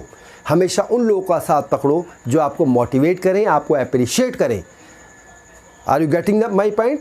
अगर आप 5 लोगों के बीच बैठे हैं और आप इंग्लिश में बात कर रहे हैं तो ऐसे लोगों की कंपनी कभी मत लो जो आपके ऊपर हंसें कि हम 4 तो हिंदी में बात कर रहे हैं, ये 5th व्यक्ति इंग्लिश में बात कर रहा है। तो हमेशा मेजॉरिटी उन लोगों की होनी चाहिए जो इंग्लिश में बात करें, क्योंकि हम इंडियंस हैं, हम इंडिया में रहते हैं, हमारा मेजर ऑफ द टाइम ऐसे लोगों के बीच में स्पेंड होता है जो हिंदी में बात करते हैं। तो जब हम अपना measure of the time Hindi में बात करने वाले लोगों के साथ स्पेंड करेंगे तो हम हमारा थॉट प्रोसेस, हमारा थिंकिंग प्रोसेस हिंदी में ही काम करेगा।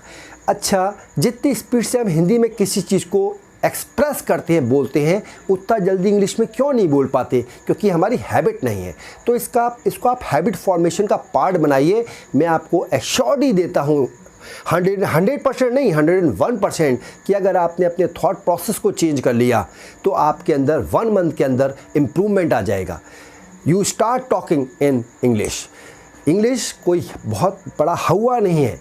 इंग्लिश सिर्फ हम इंग्लिश में वीक इसलिए होते हैं कि हमारी सराउंडिंग नहीं होती, जिस वजह से हमें प्रॉब्लम होती है। और आज के टाइम में इंग्लिश हर जगह रिक्वायर्ड है, हर जगह रिक्वायर्ड है।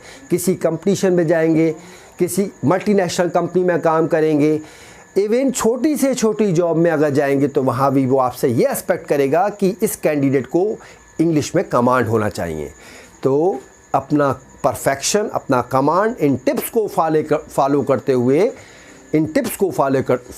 हुए अपनी लाइफ में करिए। सो आज की क्लास को मैं यहीं कंप्लीट करता हूं और उम्मीद करता हूं मेरे द्वारा बताई गई सारी बातें आपको अच्छे से समझ में आई होंगी। तो आप आपके लिए जो बनाया गया चैनल है ग्रामेटिकल गाइडलाइंस को, उसको लाइक, शेयर एंड सब्सक्राइब करना कतई ना भूलिए। क्योंकि अगर एक टीचर का परफेक्शन कब निकलता है, जब बच्चा परफॉर्म करके देता है।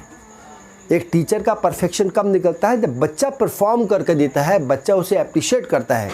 हम एक तरह से क्रीमी लेयर आप लोगों के लिए लाते हैं। क्रीमी लेयर का मतलब यह है कि एक कंक्लूज़न, कोई चीज़ कंक्लूड करके आपको देते हैं और उसके बाद में सिर्फ एक ही उम्मीद करते हैं कि आप चैनल को लाइक, शेयर, सब्सक्राइब करना ना भूलिए। क्योंकि आपके सब्सक्राइब, लाइक या शेयर करने से कोई फ़र्क ज़्यादा नहीं पड़ता, बस हमें ये पता चल जाता है कि आपके द्वारा दिया गया रेस्पॉन्स हमें और बेहतर करने के लिए और हमें बेहतर आपको बताने के लिए मोटिवेट करता है।